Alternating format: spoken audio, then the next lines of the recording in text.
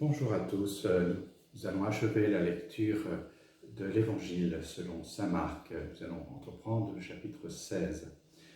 Vous avez pu constater l'énorme différence avec l'Évangile de saint Marc de ce que nous avons emmagasiné peut-être au niveau historique dans notre tête. Vous allez voir, il n'y a pas de gardes qui sont au tombeau. On n'a pas vu les jambes des deux bandits brisées comme on a chez Saint Jean, qui est peut-être plus ancien, et parce que lui il y était. Et on voit bien que l'objectif de l'évangile de saint Marc n'est pas de retracer l'histoire de la crucifixion et de la résurrection. C'est en fait l'enseignement de saint Pierre sur la passion et sur la résurrection.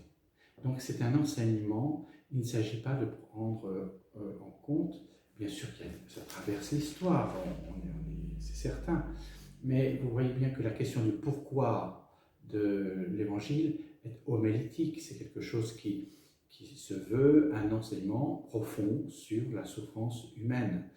Et vous avez vu que la Vierge Marie, la maman de Jésus, n'est pas présente, parce que c'est vraiment centré sur le Christ et sur sa passion qui est là, et sur l'Église de la première communauté, et donc on voit bien les disciples vont être une question, et les femmes qui sont là au moment délicat de la mort et de l'ensevelissement ainsi que de la résurrection.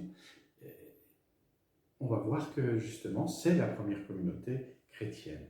Je vais vous lire ce passage donc, du chapitre 16, versets 1 à 8, qui est la véritable finale de l'Évangile selon saint Marc. À partir du verset 9, ce n'est pas saint Marc qui l'a écrit. C'est un appendice, quelque chose qui a été rajouté. C'est pourquoi cet après-midi, nous allons faire les 8 premiers versets, puis je vous dirai des choses historiques sur saint Marc, et ensuite, nous regarderons ce que la communauté chrétienne, les communautés de saint Marc, ont rajouté parce qu'ils ne voulaient pas que ça se termine comme ça. Et peut-être qu'ils ont tort.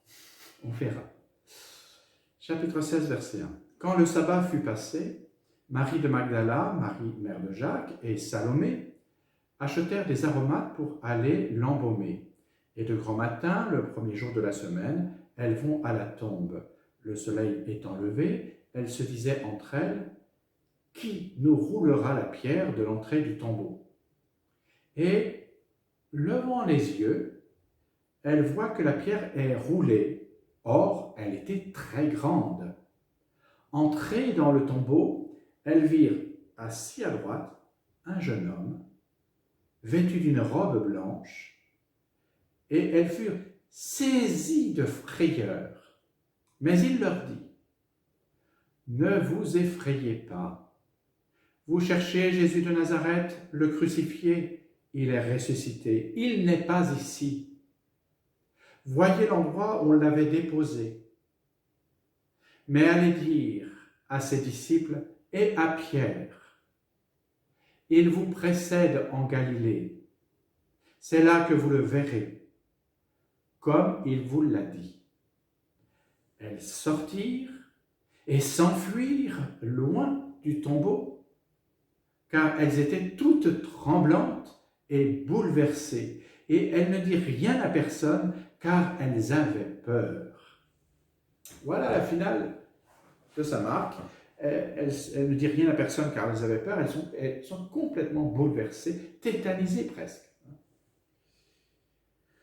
Alors, quand le sabbat fut passé, c'est-à-dire après le coucher de soleil aux premières étoiles levées, Marc suggère ici que l'ensevelissement a été fait à la hâte, à cause du sabbat, et on le sait. Et les femmes font l'achat donc des aromates pour aller l'embaumer, et elles sont prévoyantes, elles font ça le soir de Shabbat, quand elles peuvent le faire, pour partir dès les premières heures du matin.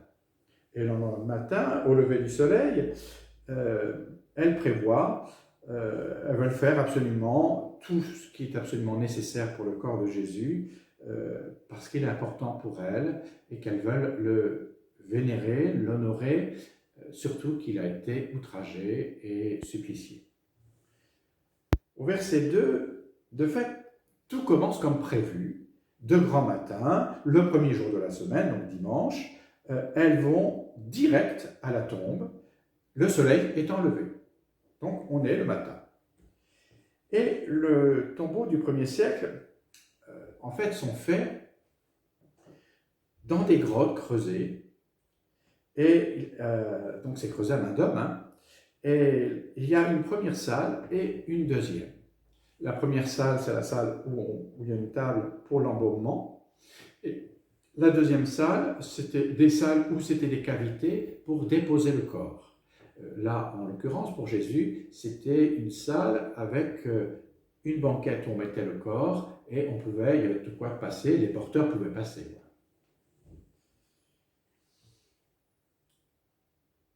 Et la grande question, c'était la pierre tombale, on va dire. Comment retirer la pierre tombale? Or, la pierre tombale, en Judée, c'est une roue, hein, c'est vraiment une roue, que l'on roule devant le tombeau. Il y a une cavité au sol, comme un canal, qui est creusée pour que la roue tombe dans cette cavité et s'y bloque. Hein.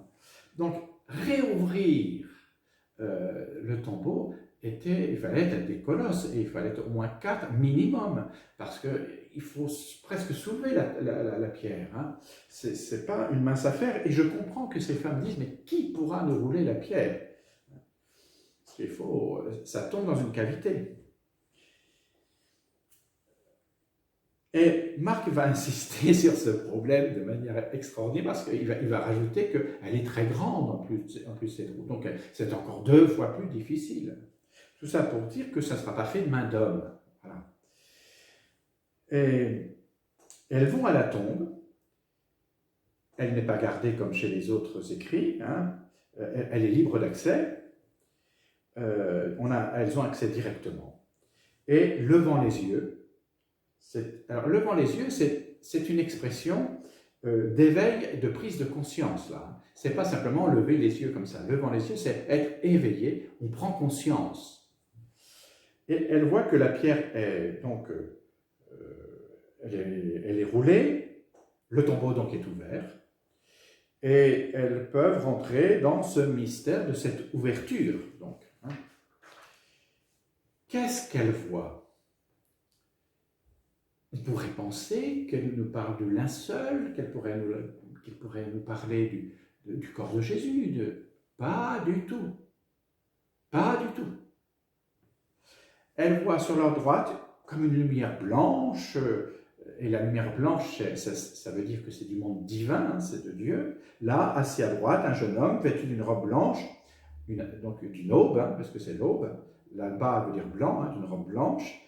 Et est-ce qu'elles sont heureuses de cet événement? Non, elles sont saisies de frayeur. Et le jeune homme se met à parler, et c'est un message qui est très long d'ailleurs. Hein. Il commence par, vous avez vu le style? Elles étaient effrayées, et l'ange lui dit, ne vous effrayez pas. C'est le même verbe, ne vous effrayez pas. Vous cherchez Jésus de Nazareth. Dans les églises primitives, l'appellation de Jésus était le Nazaréen. Quand on parlait du Nazaréen, c'était de Jésus dont on parlait. Donc Jésus de Nazareth, et on assiste, le crucifié, il est ressuscité, et le jeune homme dit, il n'est pas ici. Et quand même, enfin, voyez l'endroit où on l'avait déposé. Alors Marc ne nous dit pas qu'il n'y a plus de cadavres. Il n'y en a plus puisqu'il n'est plus ici. Mais les femmes ne voient que ce jeune homme blanc, habillé de blanc, de lumière. Et c'est lui, ce jeune homme de lumière, qui dit tout ce qui se passe en fait. Il le dit à ces femmes, mais il le dit aussi à nous et à l'Église primitive. C'est lui, c'est un envoyé comme un baptisé, un nouveau baptisé qui va faire son kérim, sa première annonce de foi. Vous cherchez Jésus de Nazareth, le crucifié, il est ressuscité, il n'est pas ici. Mais allez dire à ses disciples, et notez qu'on dit « et à Pierre hein, », il est à part. Il vous précède en Galilée. Et c'est là que vous le verrez comme il vous l'a dit. Alors on a vu que Jésus, à l'onction, qu'on était oint par cette femme au cours du repas chez Simon le lépreux, il leur avait donné rendez-vous déjà en Galilée. Quand c'est l'institution de l'Eucharistie, il boira cette coupe, mais nouvelle, mais il envoie en Galilée. Pourquoi en Galilée? Parce que c'est le premier lieu de l'Évangile, selon saint Marc. Il commence à Capharnaüm, et si vous voulez savoir ce que le ressuscité a dit à ses disciples, le ressuscité a dit à ses disciples, eh bien vous reprenez la lecture de l'Évangile au chapitre 1er. Car l'écrit de la résurrection est le premier, et c'est presque une introduction à tout l'Évangile, en fait. Donc ne pensez pas un instant que ce soit historique, c'est un fait de style littéraire pour nous dire qu'il faut aller en Galilée, donc il faut reprendre l'Écriture, il faut reprendre l'Évangile. Autrement dit, ce que je vous ai fait, c'est l'Évangile de saint Marc à l'envers. Parce que j'ai fait du premier chapitre 2, 3, 4, 5, 6, 7, 8, 9, 10, 11, 12, 13, 14, 15, 16. Il aurait fallu commencer au 16e et enfin vous faire l'introduction. Donc l'introduction, c'est l'Évangile de la résurrection. Et donc, allez dire à ses disciples et à Pierre, il vous précède en Galilée, c'est là que vous le verrez comme il vous l'a dit. Et Jésus fait ce qu'il a dit. Il les verra en Galilée. Alors, on voit qu'elles sortent et s'enfuir loin du tombeau. Le tombeau n'est pas une preuve pour saint Marc de la résurrection. Il ne cherche même pas à vous prouver la résurrection. Ce qui prouve la résurrection chez saint Marc, c'est très beau, c'est la mission. C'est quand vous vous mettez à dire que Jésus, le crucifié, il n'est plus ici, il est ressuscité et il vous précède dans la mission chez les nations, c'est-à-dire en Galilée. En Galilée, c'est chez les nations. Voilà. Et donc, il le fait, c'est là que vous le verrez que dans la mission, en fait. Et on voit que ces femmes étaient toutes tremblantes, bouleversées, les mots sont forts, et elles ne disent rien à personne, car elles avaient peur, elles étaient sous le choc, on pourrait dire. Et le commentaire de la fuite éperdue et le silence des femmes s'explique par ce qu'on appelle la terreur sacrée provoquée par la révélation de la résurrection. Elles sont dans un choc spirituel, elles sont vraiment dans la terreur spirituelle, c'est-à-dire qu'elles sont complètement bouleversées et il faut qu'elles s'en remettent pour aller dire. Elles ne peuvent pas aller dire comme ça, il faut qu'elles s'en remettent. Chez Marc, vous sentez bien que la constatation du tombeau vide n'en est pas donnée comme une preuve, et seule l'annonce du jeune homme vêtu de blanc importe. Et donc, le choc ressenti et la deuxième chose qui importe, c'est qu'elles sont choquées. Elles ont tellement été choquées, elles ont fui loin du tombeau, que vraiment, elles sont toutes bouleversées. Et si elles sont bouleversées, c'est qu'elles ont vu quelque chose. Elles ont vu quelqu'un. Elles ont été touchées par l'annonce divine. Voilà. C'est pas fait de voix d'homme, c'est fait de voix divine. Et la voix divine, elle est dans tous les baptisés qui portent le vêtement blanc et qui vont aller dire. Donc vous voyez, l'évangile de Marc nous emmène tout à fait dans un autre univers, hein, tout à fait. Et Marc arrête son évangile ici, au verset 8, au moment où elle ne dit rien à personne, car elles avaient peur. Marc ne cherche pas à prouver, vous voyez, la résurrection. Il a fait cette expérience de ce choc dans l'annonce de l'évangile. Et quand il s'est mis à annoncer l'évangile avec Paul, puis avec Pierre, eh bien c'est là qu'il a découvert que le ressuscité était avec lui et qu'il lui enseignait. Donc la rencontre du jeune homme à Gethsémani et au tombeau, c'est cette plongée aussi de ce baptême où le jeune quitte tout nu parce qu'il plonge dans la mort, et là il renaît à la résurrection tout vêtu de blanc. Voyez. Et ici c'est lui qui donne le message. Il n'y a que ça chez saint Marc. Et il faudra aller dans la mission pour pouvoir découvrir. Si vous voulez continuer à chercher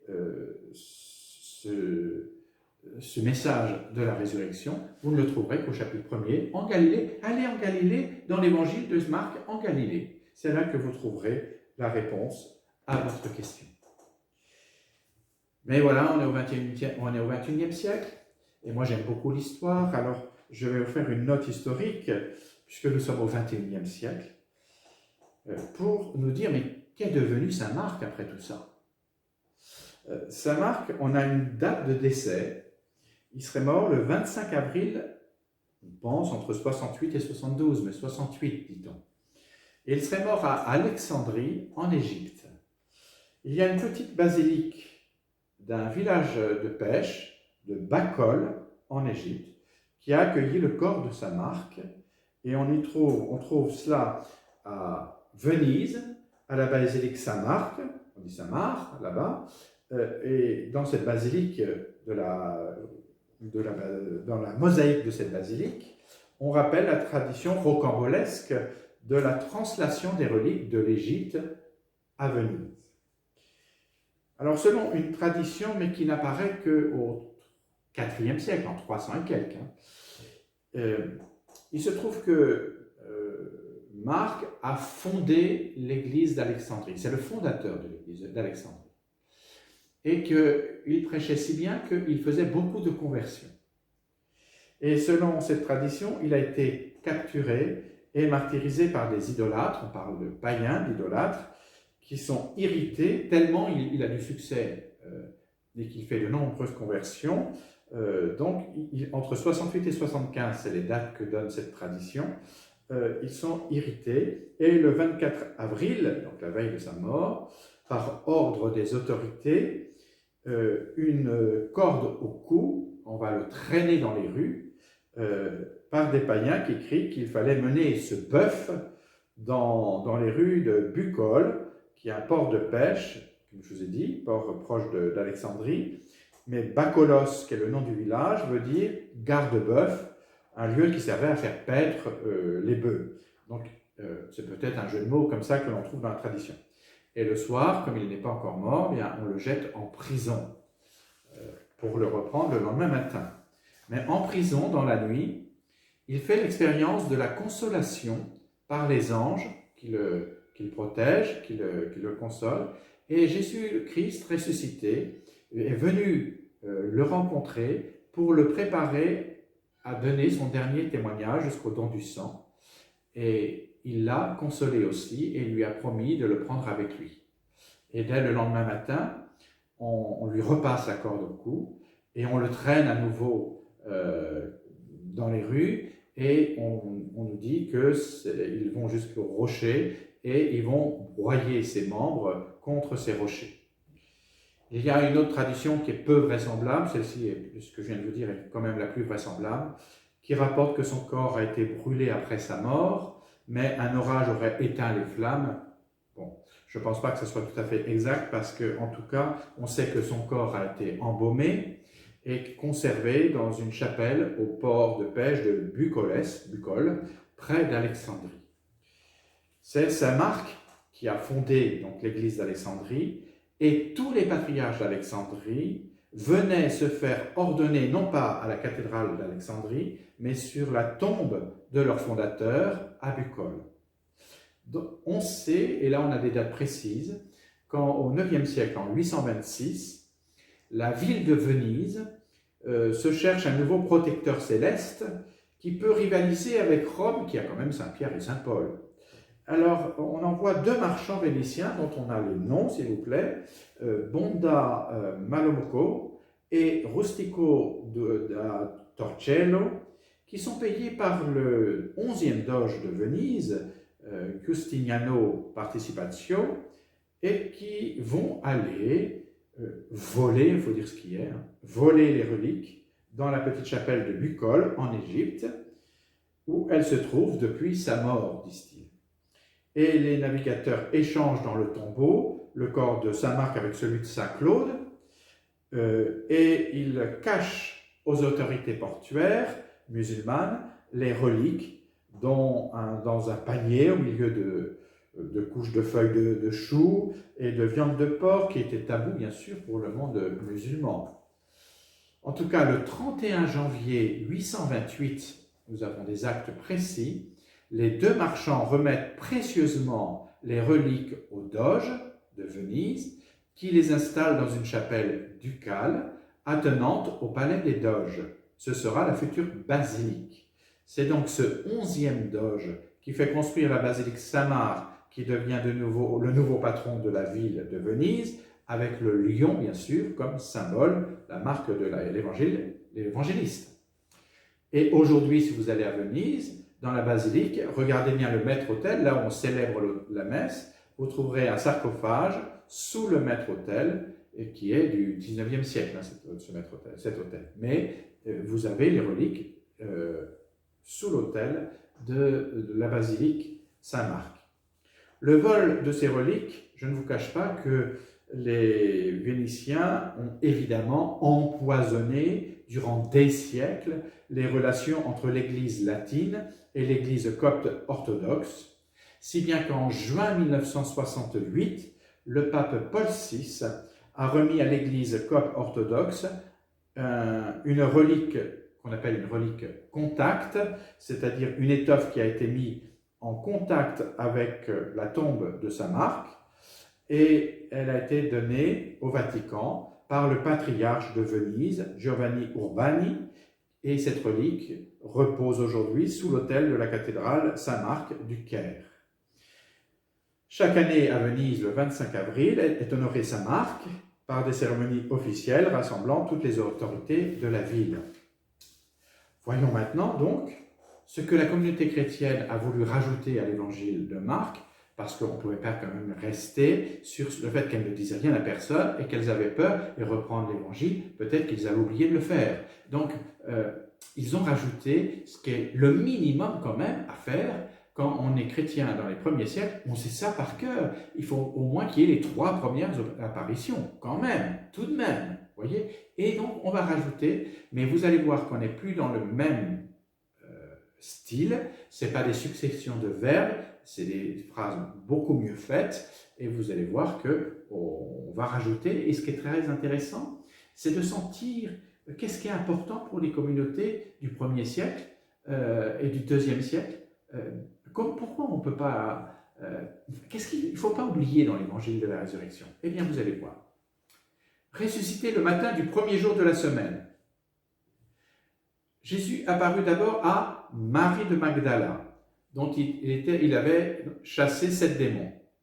Celle-ci partit l'annoncer à ceux qui avaient été avec lui et qui étaient dans le deuil et les pleurs. Mais, entendant dire qu'il vivait et qu'elle l'avait vu, ceux-ci ne la crurent pas. Après cela, il se manifesta sous un autre aspect à 2 d'entre eux qui faisaient route pour se rendre à la campagne. Et ceux-ci revinrent l'annoncer aux autres, eux non plus, on ne les crut pas. Ensuite, il se manifesta aux 11, alors qu'ils étaient à table, et il leur reprocha leur incrédulité et la dureté de leur cœur, parce qu'ils n'avaient pas cru ceux qui l'avaient vu ressusciter. Et il leur dit, « Allez par le monde entier, proclamez l'évangile à toutes les créatures. Celui qui croira et sera baptisé sera sauvé, celui qui ne croira pas sera condamné. Et voici les signes qui accompagneront ceux qui auront cru. En mon nom, il chassera les démons, ils parleront des langues nouvelles, ils prendront dans leurs mains des serpents, et s'ils boivent quelque poison mortel, cela ne leur fera aucun mal. Ils imposeront les mains à des malades, et ceux-ci seront guéris. » Donc le Seigneur Jésus, après leur avoir parlé, fut enlevé au ciel et s'assit à la droite de Dieu. Quant à eux, ils partirent prêcher partout, le Seigneur agissait avec eux et confirmait la parole par les signes qui l'accompagnaient.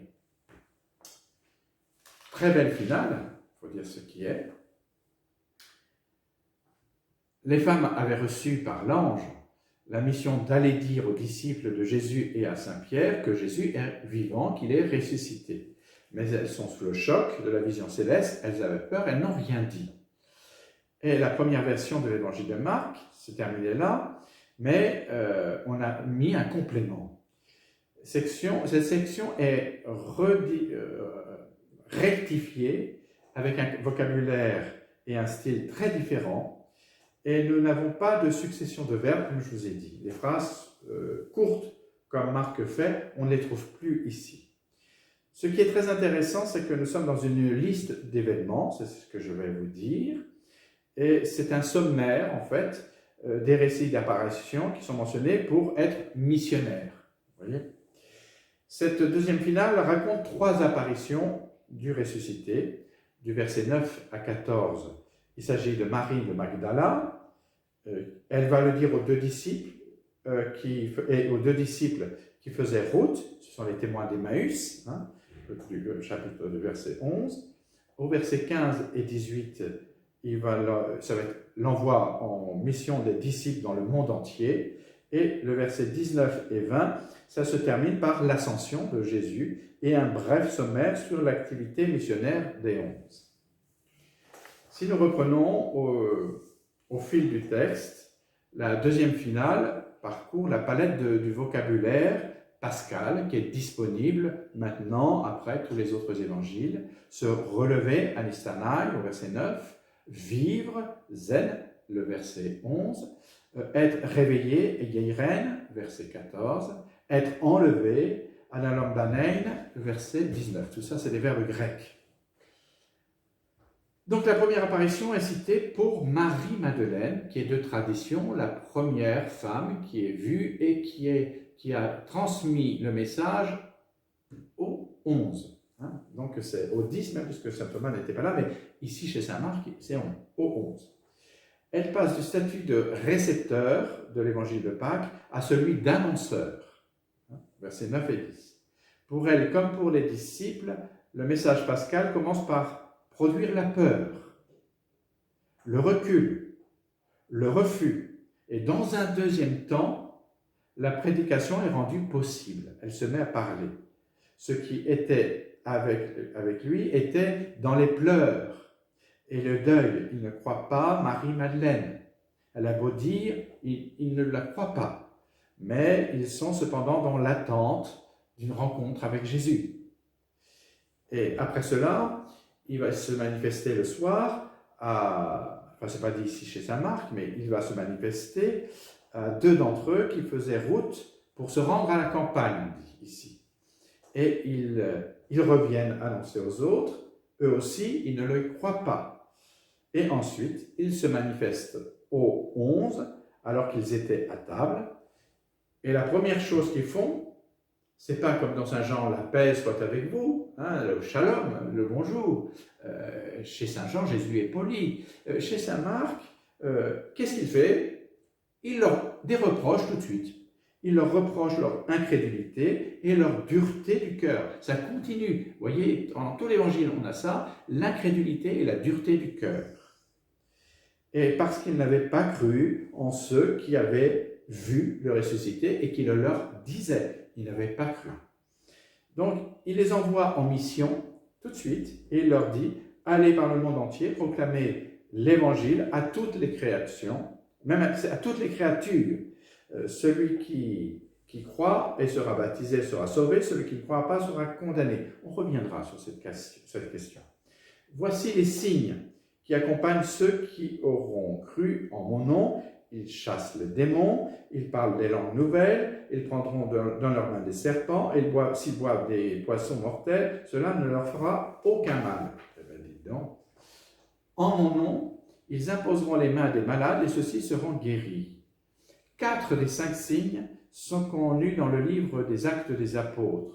Expulser les démons, en acte 16.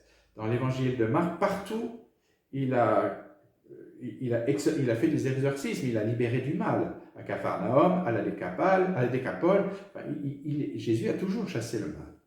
Parler d'autres langues, ça nous fait penser à la Pentecôte, au chapitre 2, versets 1 à 11. Prendre des serpents, eh bien, c'est peut-être pouvoir rencontrer le serpent de la Genèse, le démon, et le Satan en tout cas, et ne pas en avoir peur. Et guérir les malades, eh bien, dans l'évangile de Marc, en Galilée, en pays païen, il n'a pas cessé de guérir. Donc l'expérience pascale, c'est cette expérience de la présence du ressuscité qui envoie en mission, qui dit à ses disciples, allez dire au monde entier.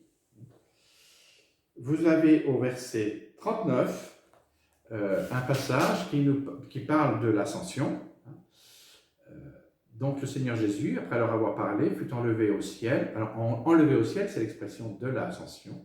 Et il s'assit à la droite de Dieu. Voilà les deux termes, enlevé et assis à la droite de Dieu. Voici les deux termes de l'ascension. Donc le Seigneur Jésus, après leur avoir... Et ce n'est pas Jésus, c'est le Seigneur Jésus. Hein. C'est vraiment Jésus dans toute sa divinité qui, après leur avoir parlé, fut enlevé au ciel et s'assit à la droite de Dieu. Quant à eux, ils prêchaient partout. Le Seigneur agissait avec eux, confirmait la parole par les signes qui l'accompagnaient. Il est à noter quand même un manque, c'est l'Esprit Saint, car chez Luc, c'est l'Esprit Saint qui fait parler les missionnaires. C'est l'Esprit Saint qui les envoie en mission. Donc, c'est l'Esprit Saint qui leur permet d'être en mission. Ici, dans cette finale, on ne l'a pas. Et de plus, il y a une phrase assez troublante qui nous dit « Celui qui croira et sera baptisé sera sauvé, celui qui ne croira pas sera condamné ». Ça sous-entend que la communauté chrétienne qui dit cela, c'est une communauté qui n'est pas pourchassée, qui n'est pas en danger et qui est déjà une institution. Si vous êtes avec nous, vous serez sauvés. Si vous êtes contre nous, vous ne serez pas sauvés. Aïe, ça, ce n'est pas quelque chose qu'on trouve dans le Nouveau Testament d'habitude. Ça, c'est quelque chose qu'on trouve surtout dans les apocryphes, mais pas dans l'esprit chrétien. Ça, c'est un verset qui nous dit que ce n'est pas dans la pensée de saint Marc. Et ça nous dit que ce n'est pas comme ça que Marc aurait formulé les choses. Et ça sous-entend quand même que la communauté chrétienne est une institution et qui arrive et qui veut s'imposer au monde dans lequel elle est. Ce n'est pas une église martyre. Ce n'est pas une église qui se cache. Or, saint Marc ne connaît que l'église martyre, l'église qui se cache. Voilà, j'étais extrêmement heureux de partager avec vous cette lecture de l'Évangile qui s'achève ce soir et j'espère que vous goûterez encore et encore cet écrit. Surtout, relisez bien la Passion et la Résurrection. C'est un enseignement particulier, n'y voyez pas une note historique, c'est quelque chose qui est particulier. Et c'est le corps crucifié qui nous échappe, qui nous fait dire qu'il est vraiment Fils de Dieu, et c'est un envoyé de Dieu qui est un baptisé, hein, quelqu'un qui porte l'aube, le vêtement blanc, qui vous dira ce qu'est la résurrection. Eh bien, merci de m'avoir suivi, merci de m'avoir écouté, et bonne préparation à toutes les fêtes de fin d'année. Merci à vous.